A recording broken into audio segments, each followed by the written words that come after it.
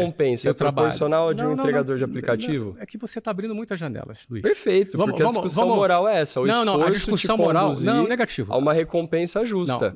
Uma pessoa que trabalha de maneira honesta dentro daquilo que ela pode fazer, Luiz, é um trabalho justo. Porque esse trabalho não é remunerado à altura. Porque, eventualmente, você vai ter que cobrar mais imposto de um milionário para pagar mais uma pessoa que faz serviço doméstico. Luiz, se a lei criar parâmetros para isso, vamos focar, senão essa pessoa vai ter que fazer dessa maneira. Vamos focar porque a gente está falando coisas aleatórias, tá? Vamos focar aqui. A gente está falando aqui sobre as famílias, as 800 famílias que saíram do Brasil no ano passado. O que acontece quando uma família milionária sai do Brasil? Ela para de empregar, ela para de aplicar o capital dela naquele país e passa a trabalhar, a produzir e aplicar o capital dela no capitalismo financeiro, o investimento não produz renda. Vejo o caso das criptomoedas, por exemplo. Não gera emprego nenhum. Mas eu não estou falando de criptomoeda. Investidores que não estão abrindo fábrica no Brasil. O país está se desindustrializando, você sabe melhor que eu. E com essa por que você acha que está desindustrializando? Porque a gente começou a comprar de empresas de capital estrangeiro e baratear a mão de obra que é explorada e escravizada no Sudeste Asiático, onde novos bilionários estão surgindo. Exatamente. Não por acaso. Sim, mas falando... Você abre muita janela, Luiz. Mas é porque eu estou tendo uma visão que é global. Eu entendo a sua visão global, mas o que eu quero dizer para você... Qual é o nosso tópico aqui? Que o sucesso é uma ciência exata que todos podem aprender. Não é. Não, esse aqui é o nosso Perfeito. tópico. Então argumenta, isso. Não é por quê? Não é porque a pessoa que trabalha, se esforça, é honesta, aprende isso desde cedo, ela não vai ficar necessariamente rica. A não ser que você me diga que entrar para uma carreira de estelionato seja uma forma de aprender a ficar rico, talvez a gente consiga concordar. Mas ensinar alguém o sucesso, tenho certeza que todo mundo que está aqui tem pais, mães, familiares que desde cedo ensinam o caminho das pedras, que basicamente é ser honesto, estudar, fazer bem, ter disciplina, não ferrar ninguém. E essas pessoas não estão ficando milionárias. Não é só esse o caminho das pedras. Então, mas aí é que entra a questão do privilégio. Então, eu posso de herança, eu posso de cor de pele, de gênero, Legal. de nacionalidade. Eu posso dividir o meu conhecimento com você aqui. Você gostaria? Você acha que você vai me ensinar a ser milionário? Olha, eu posso te ensinar a ser milionário. Eu não sei se realmente você vai conseguir atingir esse resultado. Eu não posso te garantir isso. Não é vendendo curso nem fazendo pirâmide. Pirâmide não, pirâmide não. Perfeito. Mas vendendo curso é uma possibilidade. Então, mas eu vendo, por exemplo, curso de inglês há 30 anos. Muito bom, mas não foi isso que te deixou rico, eventualmente? Foi. Não foi vender para uma empresa maior que tinha uma projeção de capital especulativo? Não, eu já tinha mais de 80 milhões de lucro por ano quando eu vendi para essa empresa. E por que as outras pessoas que vendem cursos assim não estão ricas? Elas são incompetentes? É uma questão de performance. É uma questão de performance. Então 300 pessoas são competentes e 150 milhões de brasileiros não. Eventualmente eu vou te dizer que... Vocês ouviram. Não. A gente... Eventualmente... A gente é incompetente ou preguiçoso. Eu posso terminar de falar? Por favor. Eventualmente, uma pessoa precisa aprender. Você faz o quê, por exemplo? Eu sou professor. Você é professor de quê? Sim, de geografia. Você é professor de geografia. Eu não conheço nenhum professor de geografia que ficou rico. Nem eu. Mas nenhum bombeiro, nenhuma Mas eu conheço professor de inglês que ficou rico. Eu conheço professor de biologia que ficou rico. Dando aula? Dando aula, inclusive é meu sócio, inclusive hoje. Não é? Ele é professor de biologia, não é? Obviamente criou uma plataforma agora de preparação para Enem, é uma das coisas que ele trabalha. Plataformização da educação, é o que está baixando o nosso valor de hora-aula. Que a colega, né? Muito bom. Obrigado pela honestidade.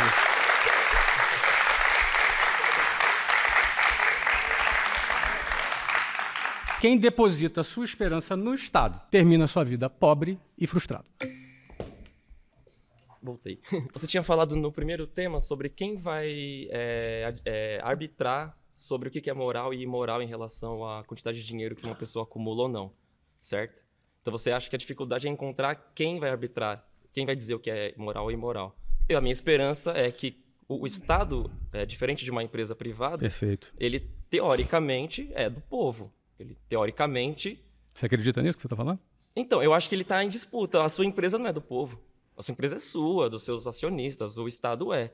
A questão é... Mas você acredita mesmo no que A minha você tá esperança falando? não está no Estado. A minha esperança está na nossa organização enquanto sociedade, enquanto classe trabalhadora, para que a gente consiga, através do Estado, trazer essa arbitrar sobre o que é moral e imoral em relação à grana. Essa é a sua esperança. E a minha frase é justamente essa, que quem tem essa esperança termina pobre e frustrado. Mas então... Eu vou dizer um negócio para você, Juliano, do fundo do meu coração. Eu tenho 53 anos, cara. O que a gente mais vê é corrupção, é desvio de dinheiro. É sacanagem acontecendo em tudo quanto é lugar. Entra governo, sai governo. Entra orientação ideológica para um lado ou para o outro. A gente vê. Eu só vou falar rapidinho porque eu posso ser demitido e você não. E antes que eu seja... Não, mas eu preciso falar. Mas aí só para trazer mais argumento, aí você poder... Pode falar. A gente está aqui nessa dinâmica e eu venci essa corrida para chegar aqui e ter esse tempo para falar com você, certo? Perfeito. É um prazer falar contigo. Sim, está sendo bem agradável. Porém, eu tô preocupado com os meus colegas que querem falar também. Eu quero ouvir eles, assim. Eles vão ter tempo. Então, a gente socialmente se organiza. Que bom. Você falou agora há pouco que você é feliz. Então, eu acho... Você consegue ser plenamente feliz sabendo que a gente está vivendo uma situação de desigualdade com pobreza? Sou porque eu não tenho... A gente precisa entender o que é a responsabilidade individual de cada um de nós. Eu não posso carregar a culpa, como você fala, não é culpa. Das mazelas da humanidade. Eu não acredito que você seja culpado. Mas é o que eu estou te falando. Eu não posso carregar o peso das mazelas da humanidade. O papel, eu não sou governo, eu sou empresário.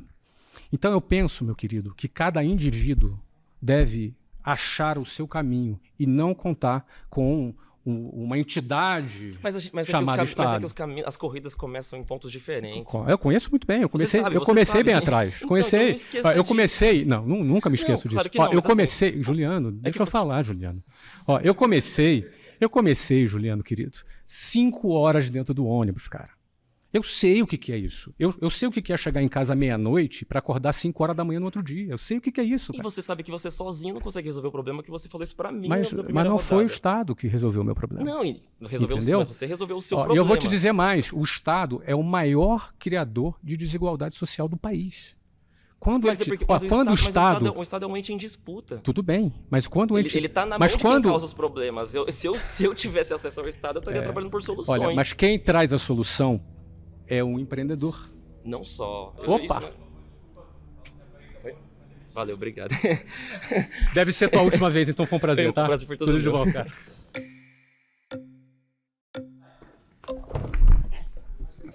Rapaz, tu é fortão, hein, cara? Então é difícil disputar contigo aí, hein? Foi muito pertinente esse tema agora, porque é o seguinte, eu terminei minha fala justamente falando e fazendo a seguinte pergunta. Quem é o responsável pela corrupção no Brasil? Os políticos ou os empresários milionários? Não, é ruim generalizar. Se você disser, olha aqui, se você disser que são os políticos, ou se você disser que são os empresários, você vai estar generalizando. Eu prefiro, note bem, eu prefiro dizer para você que a raiz de todos esses problemas se encontra dentro do Estado.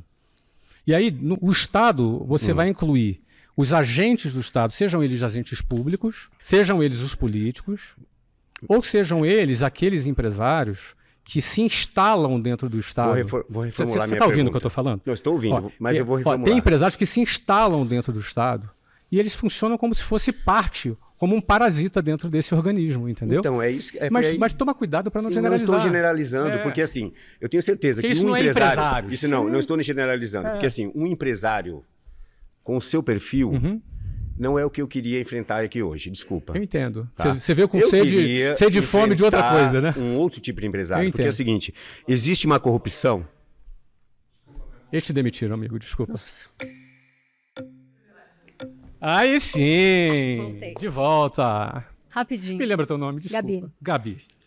Eu queria entender, então, se para você o Estado não faria o seu trabalho, qual é a sua solução prática para a gente conseguir resolver a desigualdade social? A desigualdade não vai ser resolvida nunca. Mas tem países que a gente tem menos desigualdade social. Não, mas sempre vai existir. A desigualdade, ela sempre vai existir. E se a gente falar sobre miséria? Isso é terrível. A gente tem que acabar com isso. É um absurdo. Qual é o sobre miséria, eu vou dizer para você que no início do século XX, nós tínhamos cerca de 65% da população passando fome. 50 anos atrás, cerca de 35% da população passava fome. Hoje, nós estamos em 9% da população que tem desafios alimentares.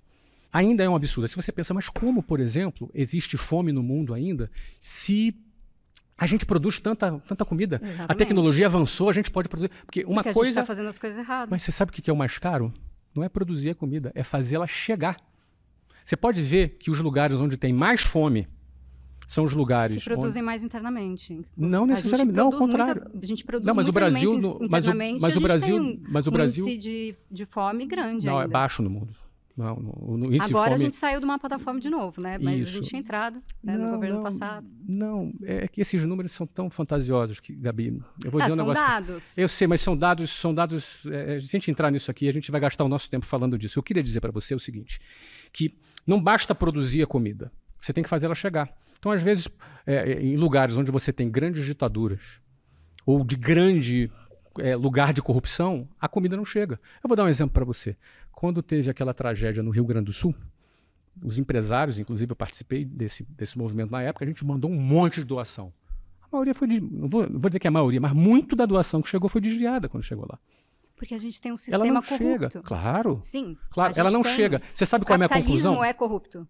Não é o capitalismo, é o ser humano. É o ser humano. Porque o capitalismo ele contribui para o sistema ser corrupto.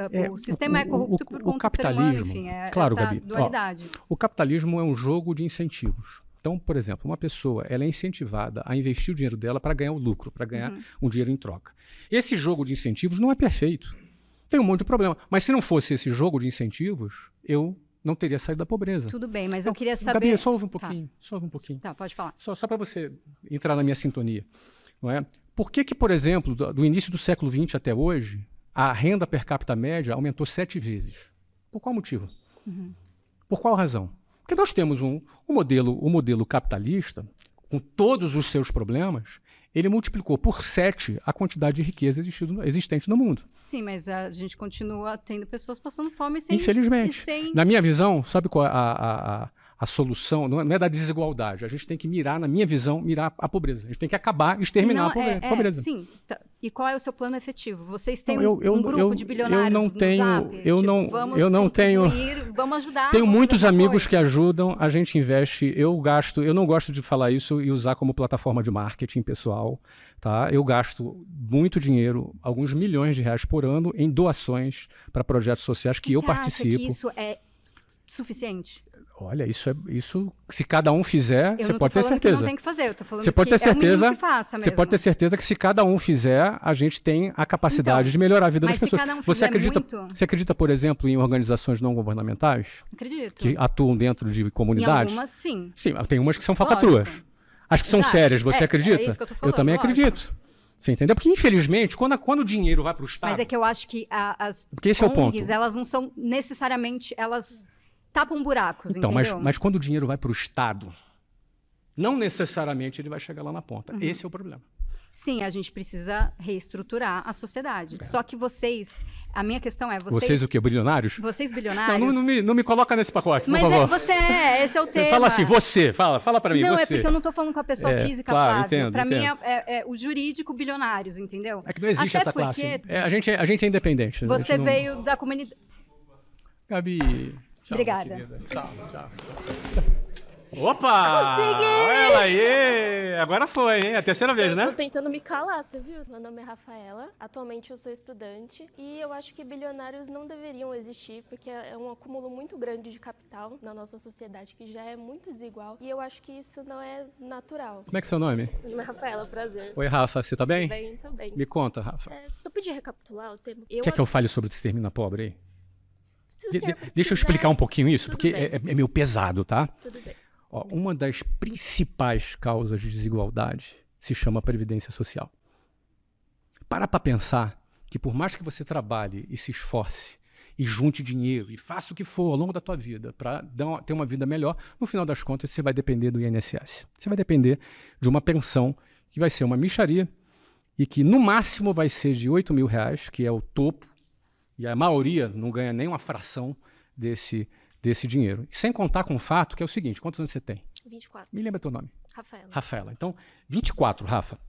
Você deve se aposentar daqui a uns 40 anos, 50 anos, né? Você tem muito tempo. Só que o ponto é o seguinte, você sabia que você trabalha hoje? Estou desempregada. Está desempregada, mas você, quando estiver trabalhando, todo mês vai ser descontado de você um percentual do INSS.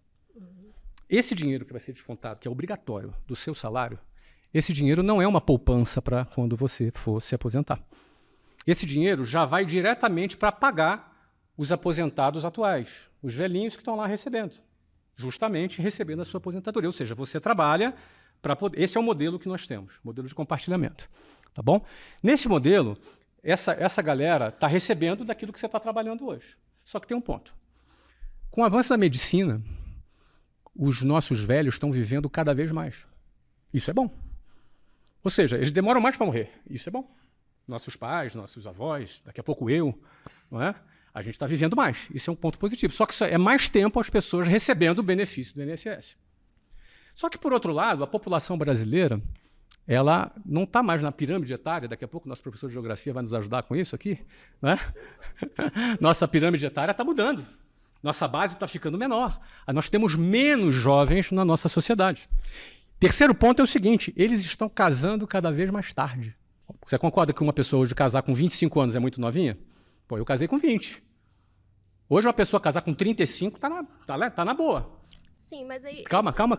E o último ponto é o seguinte, eles estão tendo cada vez menos filhos. Qual é a consequência disso? Vai ter muito velho recebendo e pouco jovem trabalhando. Ou seja, essa conta simplesmente não fecha. Por isso que toda hora você tem uma reforma da Previdência. A todo momento você tem uma reforma da Previdência. E com isso, isso é um grande promotor de desigualdade social. Então, a pessoa que acredita nesse sistema, infelizmente, depositar a sua vida nesse sistema, depositar a sua esperança nesse modelo, vai terminar a vida daquele jeito que eu falei, pobre e frustrado. Desculpa perguntar, o senhor é formado? Não. Faculdade, não? Não sou formado. Eu deixei minha faculdade, eu passei numa faculdade federal para fazer tecnologia e depois eu deixei a minha faculdade para começar a trabalhar na área de vendas. E aí trabalhei na área de vendas por 4 anos, aprendi a vender, aprendi a liderar times de vendas. Foi aí que eu consegui entender como é que a gente vai no mercado e busca dinheiro. Uhum. Então, aprendendo a vender, eu criei a WhatsApp, que é uma escola de inglês, e abri a primeira escola em 1995, depois eu abri 400 dessas escolas em todo o Brasil. O senhor concorda comigo que a maioria dos seus profissionais que trabalham na sua empresa, assim, falando de professores principalmente, eles, de certa forma, não dependeram do Estado para poder se formar? Alguns? Você acha que sem o Estado, não necessariamente. Alguns talvez se fizeram. formar? Porque, assim, tem muitas pessoas que não conseguem. Hoje em dia, eu, por exemplo, passei numa faculdade federal, um bom exemplo. porque eu não tinha outra opção. Se não fosse estudar numa escola pública, eu jamais conseguiria pagar uma faculdade. Mas acabou, você vê que o caminho do meu crescimento não foi pelas vias acadêmicas. O meu caminho do crescimento foi por outros caminhos. Várias outras coisas, certo? Por exemplo, tem uma pessoa que recebe um auxílio do governo. Temos 30 segundos. Perdão, você quer mesmo? Você não foi ainda, na moral. É que eu ia trazer um fechamento interessante. Deixa eu só te trazer 2 boas notícias. Só um minutinho. O declínio da mortalidade não aconteceu graças ao capitalismo. O declínio da mortalidade acontece apesar do capitalismo. Ele vem da ciência, da criatividade, do empenho dos trabalhadores que são exaustivamente explorados porque a criatividade vira mercadoria. E esse Estado corrupto, quando vira um Estado coletivo e construído pela população, leva para um sistema chamado comunismo. Se você defendeu isso, vai ser uma coisa inédita, um bilionário dizendo que a gente tem que chegar ao comunismo. É um Estado muito diferente do capitalismo. Vou te dar mais 15 segundos. Os argumentos são ótimos, quero te ouvir. Vai lá. Seria excelente, porque o Estado, no final das contas, criou a escravidão. Você é a favor do comunismo? Eu sou a favor de um governo verdadeiramente democrático. As vias de se chegar a ele variam. Aí a gente precisa entender que o comunismo é um governo do povo para o povo. Independente desse nome, eu acho isso interessante. A China é uma experiência hoje que se diz comunista. Que não é comunista. E é um governo que tem características muito autoritárias, mas falando de estatística, nos últimos 60 anos a China tirou 500 milhões de pessoas da pobreza. Uma ditadura é sempre um caminho mais curto. Mas falando em estatística, se eu vou me gabar do capitalismo que reduziu a pobreza, a China pode se gabar porque com o autoritarismo reduziu também. A minha tese é o inegável. Estado é um recorte da população. O Estado não é como empresa privada porque ele está em disputa. Então, se eu construo um Estado democrático popular, esse é o caminho. É a tese de superar um feudalismo e ir para um capitalismo e inevitavelmente chegar num outro estágio, que pode chamar socialismo, comunismo ou qualquer outra coisa, mas onde o Estado é eleito pelo povo, diferente de um empresário, de um bilionário, que é uma pessoa que está ali porque sim, por N fatores, mas que não está em disputa. Uma pessoa mais competente que você na sua empresa, você transfere o cargo? Ou a colega que é mais jovem que você, na sua busca pela